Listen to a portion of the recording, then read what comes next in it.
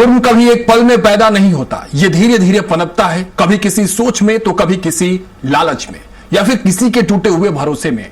रात के सन्नाटे में जब शहर की रफ्तार थम जाती है तब उभरती है वो कहानियां जो खामोश होते हुए भी चीखती हैं। अक्सर जो चेहरे दिन के उजाले में आम नजर आते हैं वही अंधेरे में खौफ का दूसरा नाम बन जाते हैं। हवालात में हम आपके सामने लाएंगे ऐसे ही वारदात जो समाज के उन चेहरे को दिखाता है जिसे हम अक्सर नजरअंदाज कर देते हैं। नमस्कार, मैं हूं आपके साथ राघवेंद्र और आप देख रहे हैं स्वराज एक्सप्रेस की खास पेशकश हवालात, जहां हर कहानी खोलती है जुर्म का असली चेहरा। तो चलिए शुरू करते हैं क्राइम की खबरों की यह स्पेशल कार्यक्रम हवालात।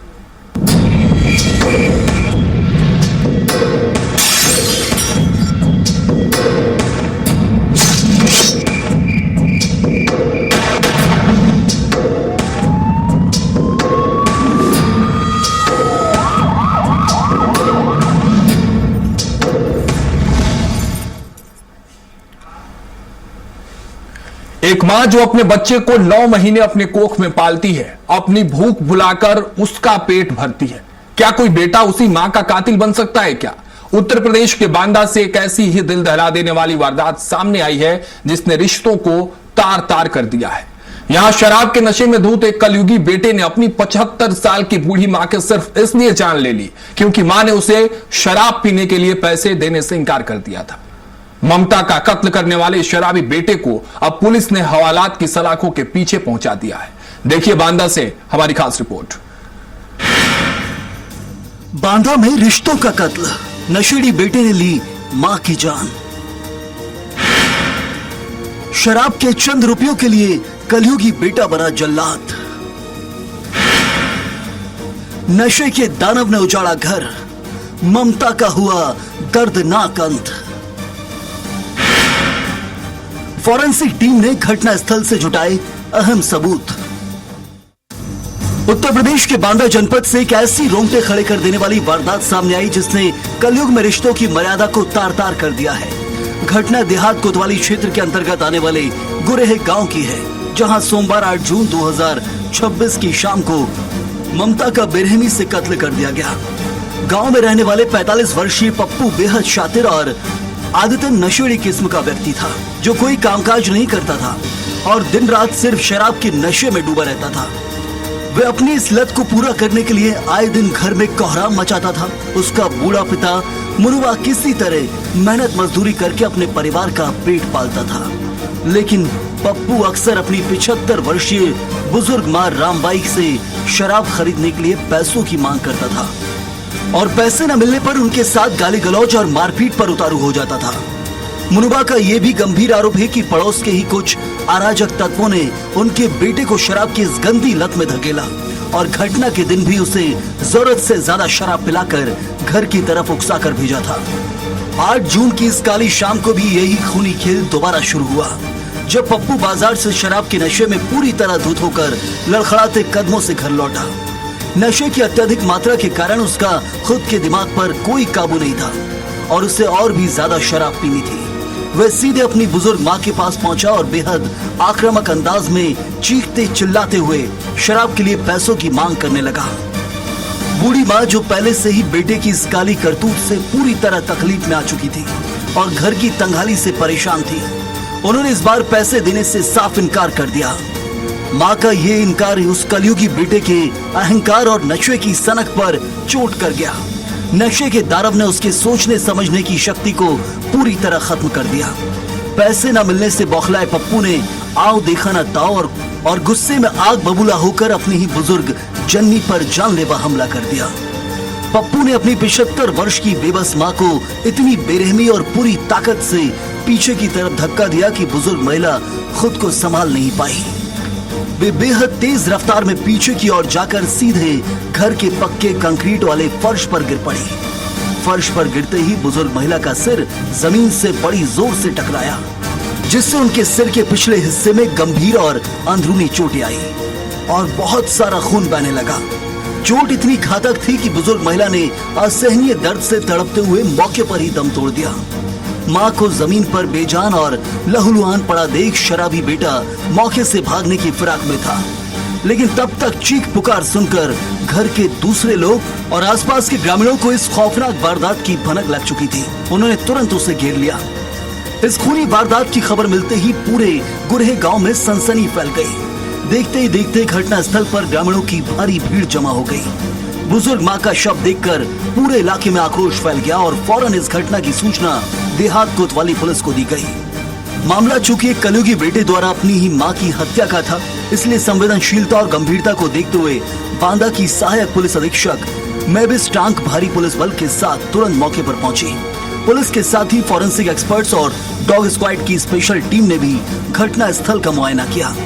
फॉरेंसिक टीम ने फर्श पर बिखरे खून के नमूने और दूसरे अहम साक्ष्य जुटाए, जबकि डॉग स्क्वाड ने आरोपी के भागने के रूट और वारदात में इस्तेमाल परिस्थितियों की शिनाख्त की, ताकि कोर्ट में आरोपी के खिलाफ पुख्ता सबूत पेश किए जा सके। मैं साहब नहीं हूँ तो कौन सा मैं बताऊँ सरकार,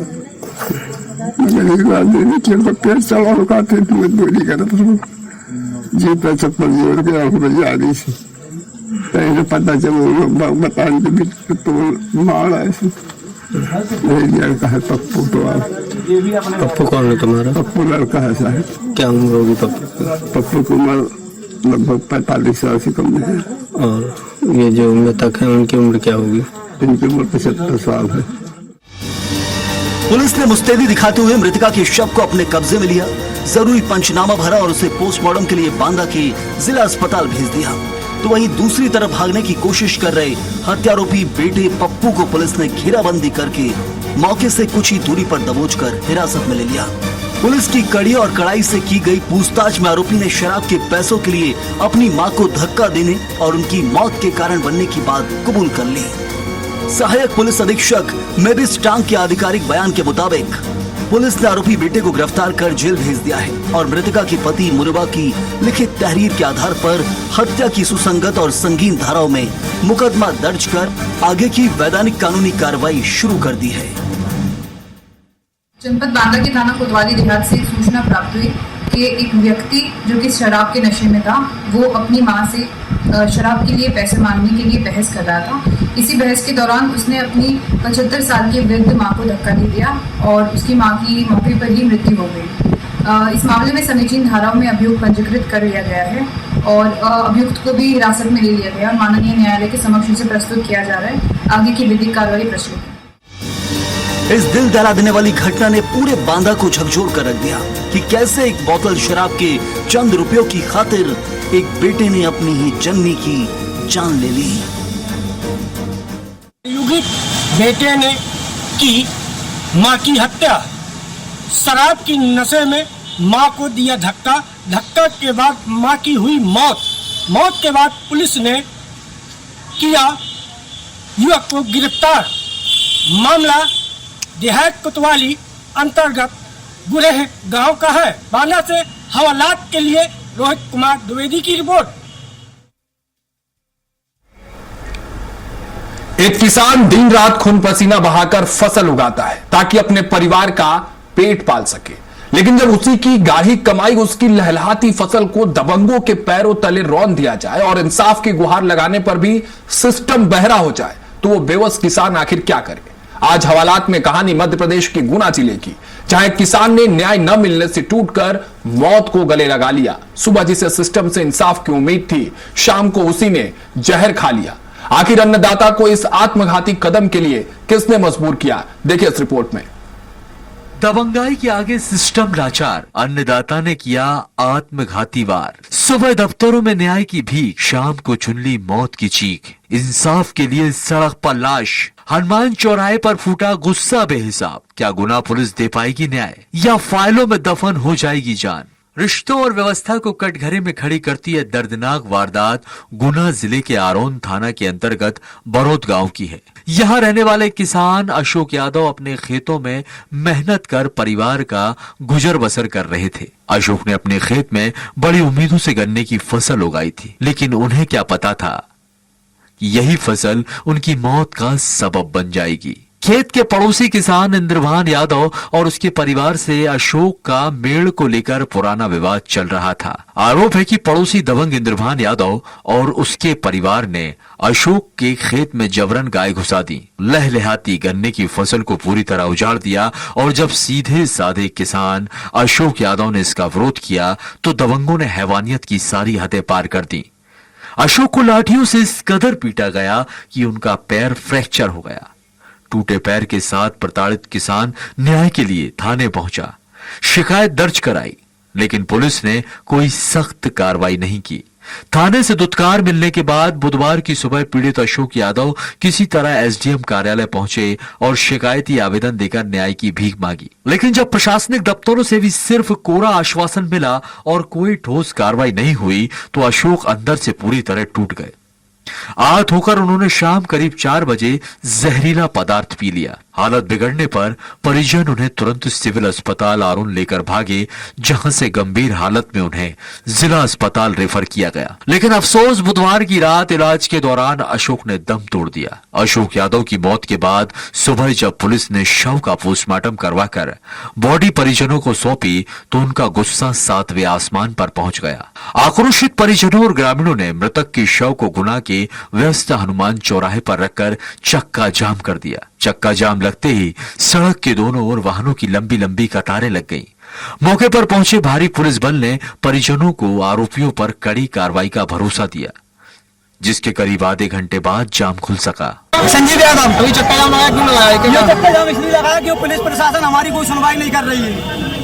वो जो दोषी है जिन्होंने अन्याय किया है, पुलिस प्रशासन उनका साथ दे रही है पैसा खाकर, तो हमारे खिलाफ कोई एक्शन नहीं ले रही है पुलिस, और इसलिए उन्होंने जहर खाया। कल आरोन थाने में गए थे पुलिस प्रशासन के पास आवेदन लेकर, तो पुलिस प्रशासन ने कोई कार्रवाई नहीं की, उल्टी उनको डांट कर घर भगा दिया। तो घर आकर उन्होंने जहरीला पदार्थ पी लिया।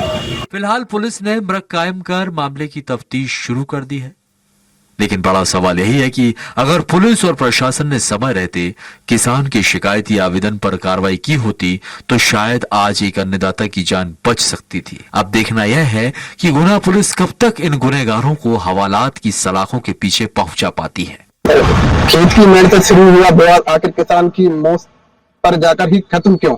जी, गुना जिले के आरुण थाना क्षेत्र के बारत गांव में अशोक यादव के पड़ोसियों द्वारा उसकी फसल को नष्ट करने एवं मारपीट करने के बाद किसान लगातार थाने और प्रशासनिक कार्यालयों के चक्कर लगातार लगाता रहा, लेकिन सुनवाई नहीं होने से आहत होकर किसान ने जहर खा लिया। जहर के बाद परिजन उसे जिला अस्पताल लेकर पहुंचे, जहां पर उसकी इलाज के दौरान मौत हो गई।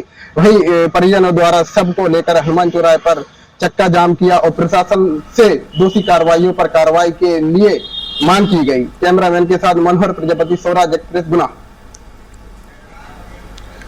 वो रिश्ता जिसे 7 जन्मों का पवित्र बंधन माना जाता है, जहां सुरक्षा की कस्में खाई जाती हैं, जब वही रक्षक भक्षक बन जाए तो आखिर एक बेबस महिला न्याय की गुहार किससे लगाए? मध्य प्रदेश के खरगोन से एक ऐसी ही रोंगटे खड़ी कर देने वाली वारदात सामने आई जिसने पूरे इलाके में सनसनी फैला दी है। यहां शक के विनाशकारी भूत ने एक हंसते खेलते परिवार को हमेशा हमेशा के लिए उजाड़ दिया।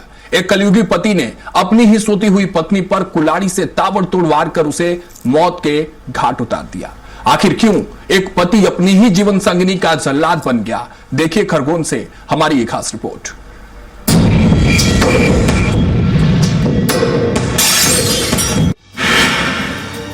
खरगोन में रोंगटे खड़े कर देने वाला हत्याकांड। 50 वर्षीय सईदी बाई की कुल्हाड़ी से नृशंस हत्या। बेबस पत्नी को संभलने तक का नहीं मिला मौका। अंधेरे का फायदा उठाकर भागा कातिल विसन। मध्य प्रदेश के खरगोन जनपद से एक ऐसी सनसनीखेज और रोंगटे खड़े कर देने वाली खूनी वारदात सामने आई है जिसने 7 जन्मों के पवित्र बंधन और समाज की कानून व्यवस्था को पूरी तरह झकझोर कर रख दिया है। घटना विस्टान थाना क्षेत्र के अंतर्गत आने वाले सुदर गांव गलतार की है, जहां देर रात करीब 1 बजे के सन्नाटे में एक घर के भीतर रक्षा की भक्षक बन गया।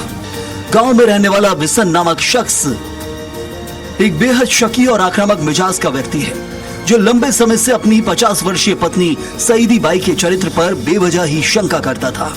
शक की ये बीमारी बिसन के दिमाग पर इस कदर हावी हो चुकी थी कि इसी बात को लेकर घर में आए दिन दोनों के बीच भयानक विवाद, गाली गलौज और मारपीट होती रहती थी।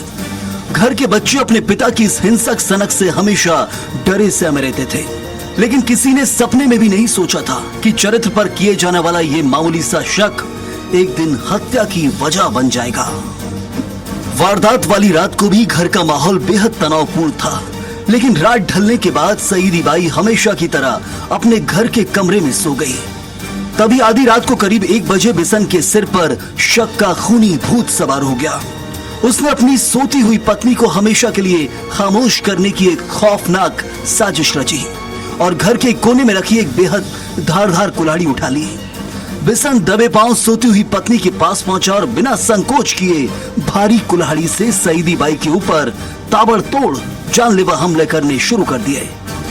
वे लगातार कुल्हाड़ी से अपनी पत्नी की गर्दन और सीने पर एक के बाद एक कई वार करता गया। नींद में होने के कारण बेबस महिला को संभलने या शोर मचाने तक का मौका नहीं मिला।